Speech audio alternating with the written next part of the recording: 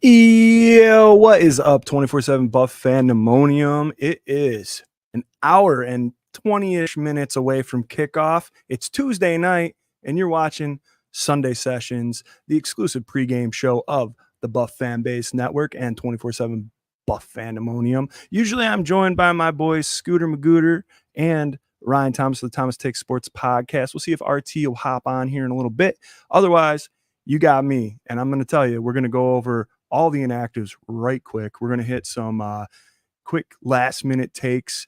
We're going to talk about this game a little bit. We're going to do a nice tight 30, get you out of here by 7:30 so you can get to cracking these pregame beers and cooking up your vittles. Guys, we are part of the Buff Fan Base Network and super proud to be. Also sponsored by 26 Shirts. Go to 26shirts.com. Give them all your money. They're the best people ever. Del Reed and the gang got some really fresh threads cooking up for you. So go ahead, donate, help a family in Western New York, get some fresh threads. It'll be a great time. We got 228 of you watching live. Throw in your comments. Guys, the inactive list just came out. I will tell you, I don't think there's any surprises. Let me know what you think. Taron Johnson, we knew it. He's out. Buffalo Joe, again, second week in a row. Guys, we talk about this on Sunday Sessions. Also, the K-Gun report. Buffalo Joe's one of those guys, man. I think he's going to get his crack like week 4, week 5, maybe if he has some good practices, maybe if some stuff goes his way, shows a flash, he might get activated, and maybe we'll see him like later part of the quarter of the season or halfway through. But I think unless he really flashes, this is where he's going to live for a while. Dufan Ulufusio, that guy. EDU, he's out. Javon Solomon, I think there was another thing. We pretty much figured he was going to be out. Ryan Vandemark, he was off on the inactives last week as well, which was 4 days ago. And Dwayne Smoot, who is battling an injury. So as far as I'm concerned, to me, this list does not really bother me in any way except for Taron Johnson, which we already knew it was coming. We're going to see, man. It's time for people to step up and do their business. And, we got that high-flying, high-scoring Miami Dolphins offense to contend with here in about an hour and 20. Miami's inactives, Ethan Bonner, cornerback Raheem Mostert, which we knew Achane was going to be a question mark. He is active. He's not on this list. Channing Tindall, he's a linebacker. He is inactive.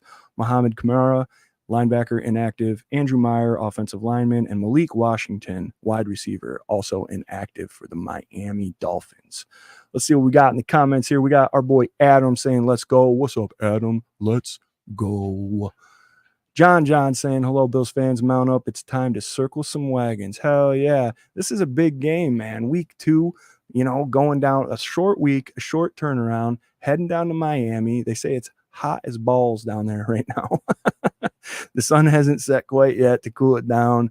But I was hearing it was in the high 80s, felt like 90 in some spots. So hopefully the sun's going to come out and chill her down. Our boy Harold Fuller, I'm at Highmark to watch the game in the club. Hell yeah, I heard they were doing that, man. That's awesome. You have to let us know what that experience is like. You guys, also, you can check our regular show, the K-Gun Report, out every Tuesday at 8 p.m. right here on the Buff Fan Base Network as well. Lou RQ, hello, Swank. What's up, brother? There's no R's in that one, man. Hello, how are you doing, brother? We got my boy Corey Blaine saying, game day, ladies and gentlemen. Let's fucking go. I agree. Let's fucking go. Ready for a great game. Adam, very humid, I guess. Yes, sir. Absolutely. That's what I'm hearing. I was listening to a little bit of the pregame on WGR. Chris Brown is in the booth. I guess it's a really tiny booth.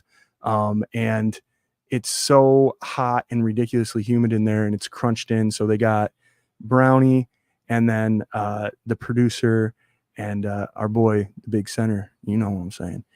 So they're all shoulder to shoulder in there. Guys, exclusive right now. He never lets me down. I love him so much. You love him. I love him. Mr. Ryan Thomas of the Thomas Takes Sports podcast. What's up, RT? What's going on, Swank? I'm so sorry I'm late, Oh, you're good, fellas. dude. You're good, man. No worries. I'm just Ladies glad and you're here, gents. man. Glad I made it. Glad I made it. Hell Go yeah. Bills. Let's Go go. Bills. Yeah. I was just rolling through the inactives, taking a little bit of comments here. No big surprises, man. Have you seen the list? I did. Yeah, yeah. Yep. Yep.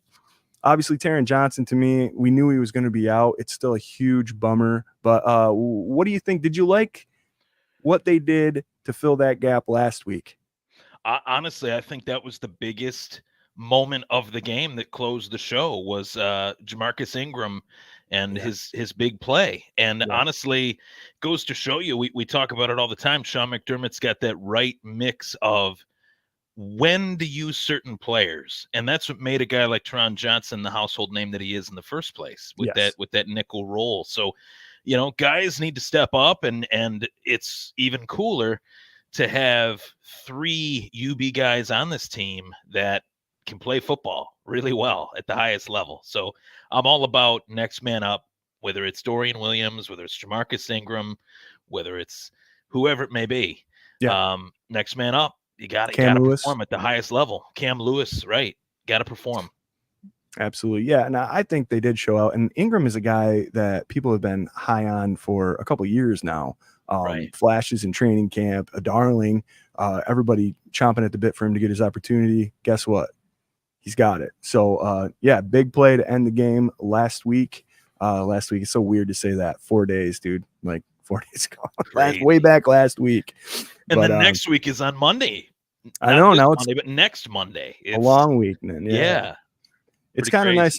I did hear, I was listening to WGR. I was telling these guys, man, it's kind of nice that it happened this early in the season, right? Like, I know Josh, his left hand, blah, blah. He wasn't on this list. He was never going to be on this list. He's all good. He's got a little padded glove on his left hand. I think he'll be fine. It's just one of those things where, like, it's so early in the season, you're probably, feel as good as you're going to feel for the rest of the season. And, you're as healthy as you're going to be team-wise. Sure. So let's roll. I think it's a good spot to get this game and get down there and show them what's up. Yeah, and it kind of goes to the thought that Josh Allen is in a new territory now. The doubters that doubt him, those people are silly. They probably think the earth is flat. That there's a lot of there's a lot of adage verbiage that I could add to the thoughts that they might have, but especially in this time of year, as we're early in this season, we see the reports that he's voted the most overrated player. I'd like to see who made that vote, but who made those votes, I should say. But he's in this new territory where he's a franchise guy, Madden cover, all that stuff last year, and now he's in this new territory where it's like Brett Favre, Peyton Manning, Tom Brady. There's a very select few guys that have been able to stand toe to toe for as long as he has. I mean, we're in year 7 now. This guy's he's not old by any stretch. He's in his prime, and he knows what's at stake each and every week. He knows that each week he's got to be out there to give the Bills, the team that he is the quarterback of, the best chance to win, just like Brett Favre did, just like John Elway did, just like Peyton Manning, Tom Brady. The list goes on. And those are the legends. Dan Marino, the legends of the sport. Jim Kelly, can't forget Jimbo. I mean, he's one of the toughest SOBs of all time. So it's definitely nice to know that our quarterback is going to do whatever it takes to stay on the field. Hell yeah. How about the newest comparison, Mr. Steve Young?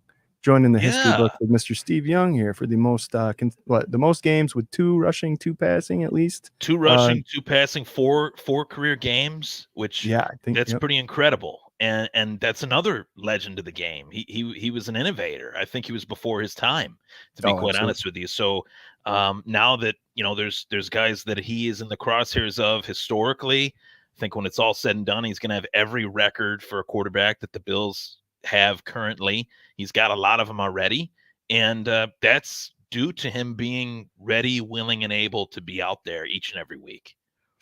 Absolutely, guys. Let's get into this game a little bit. 7-10. We're going to keep it a nice tight 30, just like we did on Sunday here. Buffalo Bills heading down to Miami in the heat and the humidity right now. I was telling you, man, the sun hasn't gone down. They're saying it's still in the upper mid 80s down there right now. So hopefully that sun will hit, cool it off. It'll be real nice about halftime probably.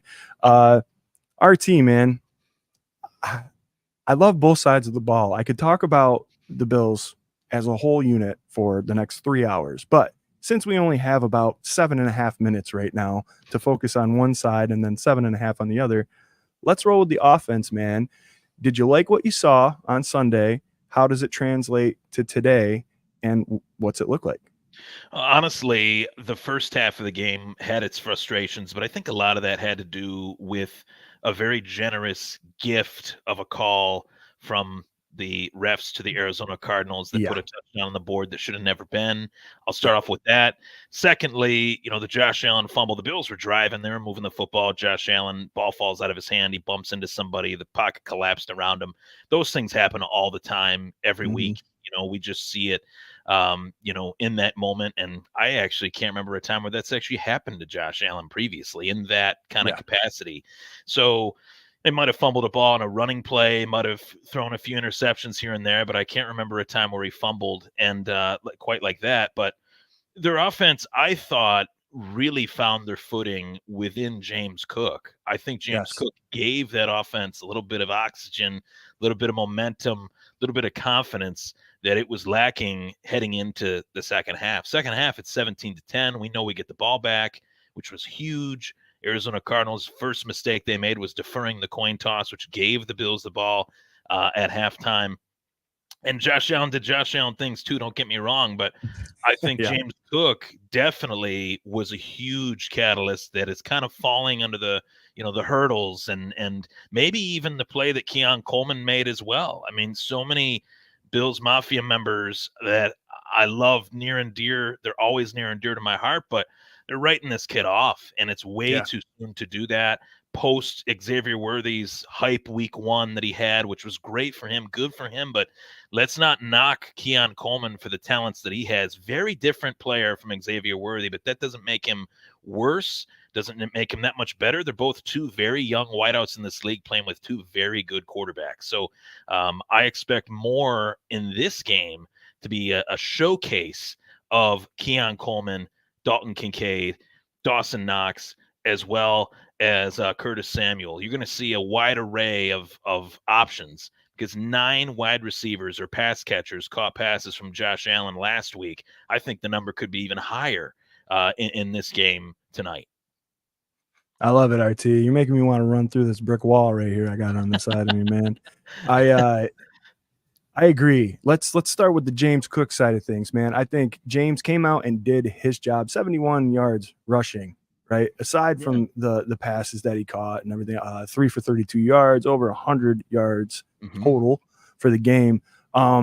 Something that didn't happen with that I wish did, play action, baby. Give me that play action. Were you saving it for this week? I hope so.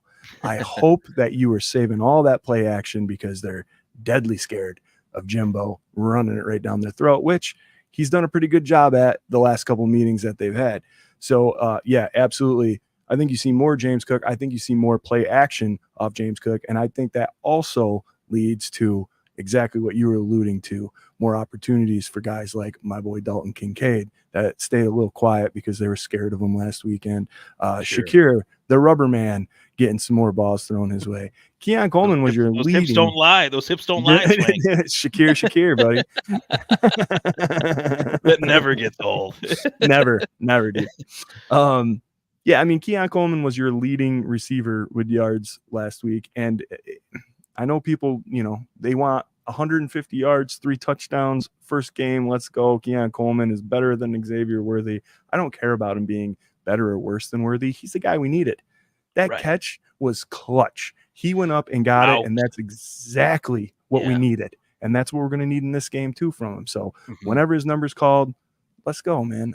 I think Keon just slowly rises the way he needs to rise. As long as he stays with those steady hands and he focuses on his game, I think you're going to see nothing but a slow, steady elevation for him. And yeah, you can't have 9 pass catchers and then have all of them have 100-yard games. That doesn't happen that way, folks. I'm sorry. I'm way okay with the way it was distributed last week. If way anyone okay. could do it, if there was no limit on the quarters, I think Josh Allen could do it. But, Yeah, there had to sure, be no for sure. time limit in a game in order You for have to that be to like happen. God mode on Madden or something. Yeah. Right. No accelerated clock, just a very slow clock for sure. Hell yeah. Let's flip to the other side of the ball here. Defense. I'm also a very strong believer in the fact that they don't ever give the AFC defensive player and the AFC offensive player to the same team. I don't think it's ever happened. Otherwise, I think Josh Allen probably would have got it. But my boy Groot came through with the 3 sacks, the tackles for loss. He had himself a day. So absolutely deserved it. What do you think about this defense, man? We looking for more of the same? They're settling in. What's the plan? The plan, it changes each week. Each opponent, it changes. But at least for the fact of this being a divisional opponent, that's the advantage that actually both teams have in this one. Both teams kind of know what they kind of want to do, and they're able to do it a little bit easier, being that they're a divisional opponent. So Buffalo, in this case, I mean, the last time these two teams met, it was a close game. It was a punt return touchdown away from being a really, really close game. But I think this one tonight is more set up to be a little bit more of a shootout. And I know that's not what Bills fans want to hear, but just in terms of the Dolphins are 1 year fresher in this Mike McDaniel offense, 1 year more into it, more experienced. They got a lot of speed. They got a lot of dynamic players. But Buffalo also has a much better front seven than I think they've had in a long time. And Greg Rousseau is coming into his own. A lot of people really were polarized by this pick when the Buffalo Bills made it. They thought he was raw. They thought, and he was. They're not wrong. But a lot of that was due to the fact that he didn't even play his last year of college ball. He decided not to due to COVID. So, he made a health choice, and that did put him behind a little bit coming into the league as far as his development went. So it was going to take a little bit of time. And did it really take a little bit of time? I mean, 2-3 seasons, I'd take that over, 5 or 6. There's some guys that don't really make it in the league after being in the league for 5 or 6 years. Guys like Solomon Thomas, who have bounced around from team to team, that were expected to be the next big thing. So, Greg Rousseau is the catalyst for this one just as much as he was last week, if not more, because Tua gets rid of the ball really quick. Buffalo has to get to Tua. You hit Tua, you hurt Tua. Tua is not a guy that can withstand hits. Neither is Kyler Murray. You hit Kyler Murray, you rattle Kyler Murray. You hit Tua, you hurt Tua. So that's what I Just think. ask Matt Milano. Sure. Yeah. And I think, you're never going into a game, especially nowadays in today's era, thinking we're going to take this guy out of the game. But with Tua, it's just that easy. He's not meant to withstand a pounding. And I think Buffalo's defensive coordinator, Bobby Babbitt, he's got to dial it up. He's got to bring a little bit of an exotic feel to this game, but he can't do it in a sense that maybe Sean McDermott did last year, because the secondary of the Buffalo Bills is a lot different. And tonight is the ultimate test for where DeMar Hamlin is at as a safety, for where Taylor Rapp is at as a safety, and maybe Christian Benford, maybe Kyer Elam. But we do know one thing. Tyreek Hill is lining up against Rasul Douglas. I take that matchup. I like that matchup a lot. Yeah, me too. Unpacking it backwards, man. Absolutely. Rasul Douglas is the man. Kyer Elam, I was talking about it on the K-Gun report, man. He has historically played Tyreek Hill very well. For whatever reason. I don't know if it's the pressure of it or the style of play or whatever it is, but I think you're going to see a pretty healthy dose of Kyer Elam subbing in and playing some downs. And to be honest, I want it. Anybody that can cover either of those two dudes, I want it, because if you take those two guys away with Achane, battling his injury. You got Wilson coming in. I think Wilson is absolutely going to get the lion's share of these carries. I picked him off waivers on our fantasy league today. He'll That was probably ride you my that did bench. that? Yeah, I did see that. I was like, well, if A-Chain is out, I'm going to have to maybe, I don't know. And we might be able to figure out a trade here in the next 40 minutes. Yeah, So anyway, yeah, no, I think healthy dose of him. He's not a slouch. I think everybody thinks because he's been kicking around the league a little bit that like he's getting older. Like dude's only like 26. Like it's not all that serious. There's just so many young guys in here that like you forget on this roster. Like, oh yeah, Wilson's on there too, but he's old, right? Like I don't think so, man. I think fresh legs. He got a couple carries last week. You could see him try to get sneaky and throw him in there, and he could try to have a game. As far as their line goes, I was listening to WGR. Did you know, rattle the RT right here, did you know that the Miami Dolphins center is the same weight as Ed Oliver? I did read that, and I also know that, they have had a change in offensive linemen in and out. They paid a lot of money to Teron Armstead, who's been in the league for what feels like, I remember him back in like Madden 09. It's been a long time that dude's been in the league, and they've made jokes that he's a 15-year NFL vet. He looks like he's a 50-year NFL vet. He looks physically like he needs to hang him up. So I don't believe, and I mentioned it briefly with Tua. That's why Tua gets rid of the ball so quickly, because not only does it keep him protected, but if he were to hang in the pocket, he's going to get hit. That line is not good enough, and that's why that offense is geared so much towards speed out in space. Devin A-Chain 7 catches here, Tyreek Hill 4 or 5 catches in the first half, and Jalen Waddle coming off of a concussion last week. So I don't know what he'll bring. Maybe the dust bunnies are not floating around up there anymore, but you never know. Yeah, absolutely. You just never know. For me, Miami has not invested in their offensive line. They've they've invested heavily on their speedsters on the outside and in the backfield. So yeah, the quick, 2-second drops, get it out of your hands as quick as you can. Fine. That's all fine as long as these dudes are open.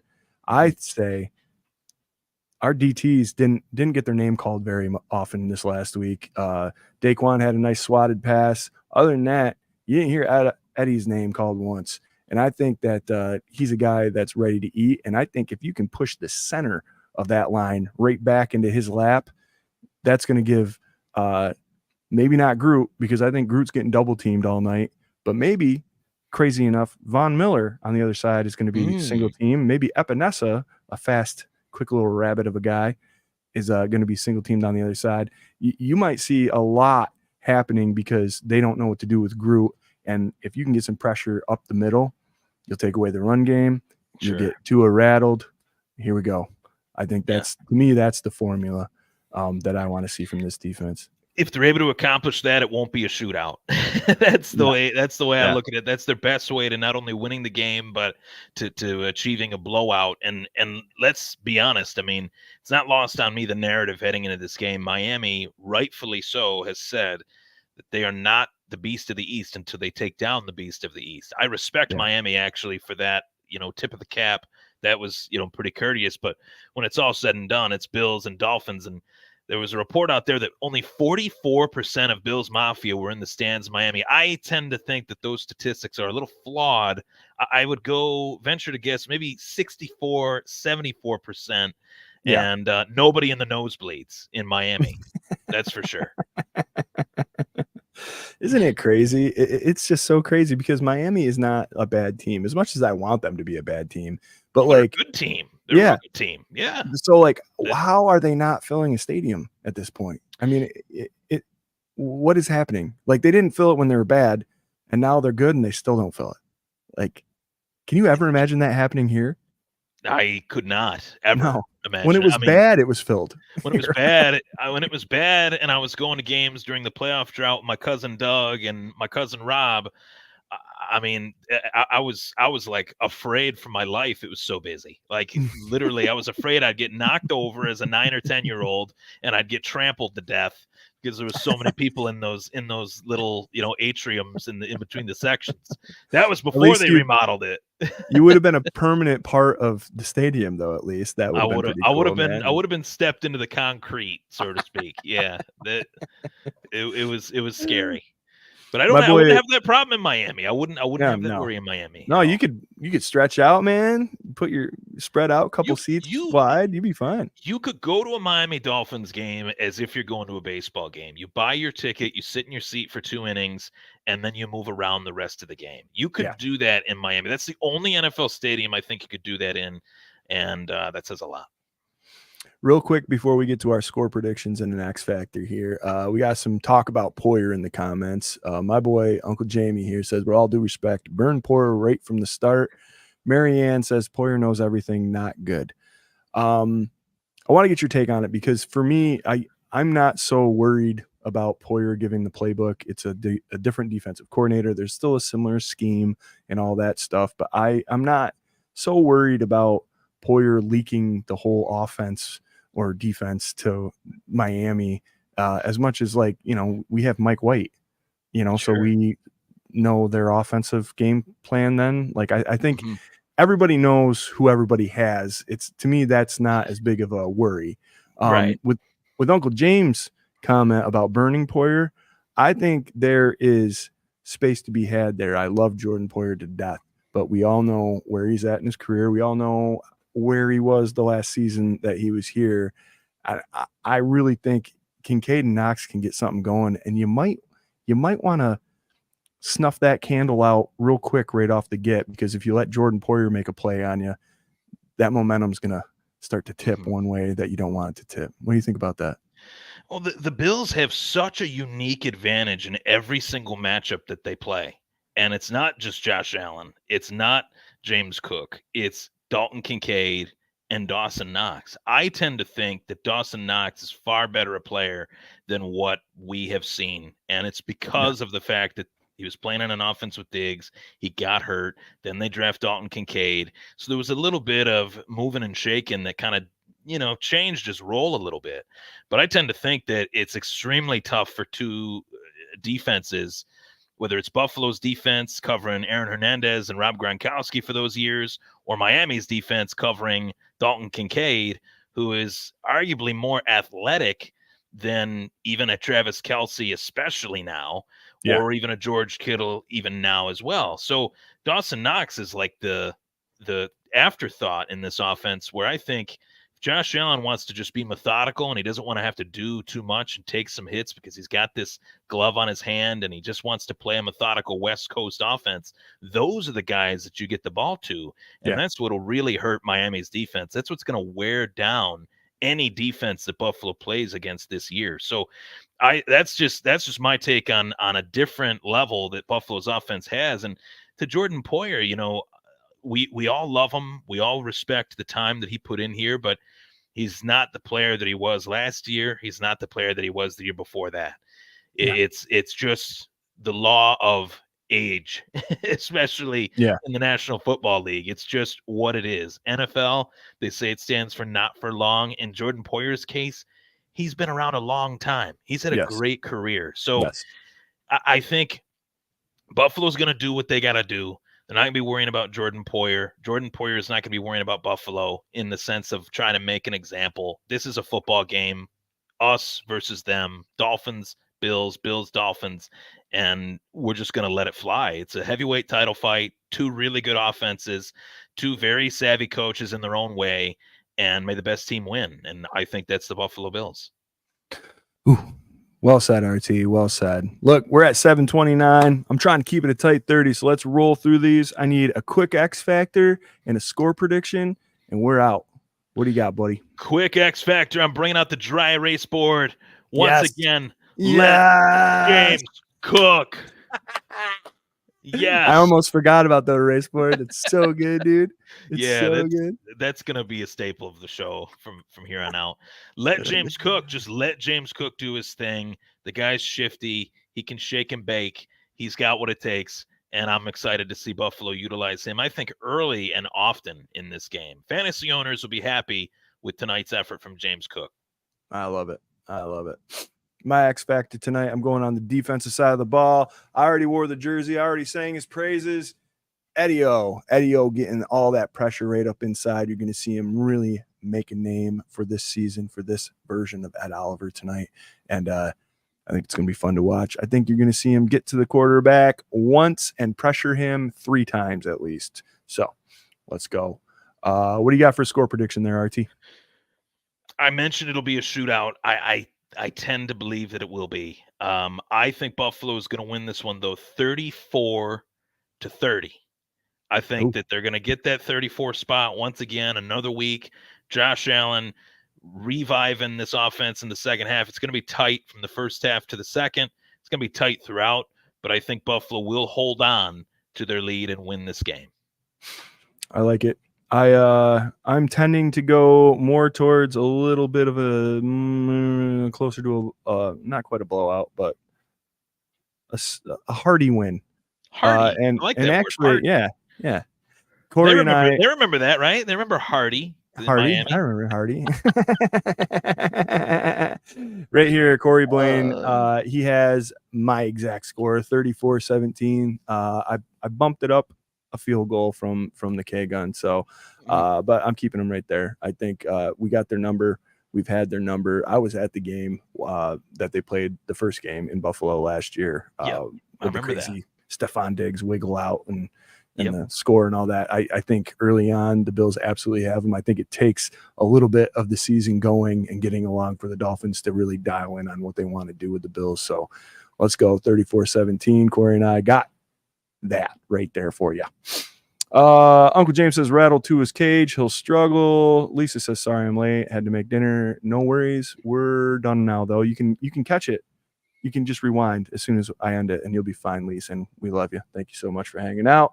24-17. She says, guys, appreciate you guys tuning in for Sunday sessions right here on the Buff Fan Base Network, brought to you by 24/7 Buff Fandemonium and 26 Shirts. Go to 26 Shirts, give them all your money. If you win a bunch on FanDuel today, just give it to 26 Shirts and get a bunch of shirts. It'll be great. Just bet the over on James Cook.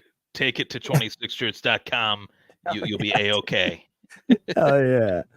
All right, man. On behalf of our team and myself, go Bills. Go Bills. Go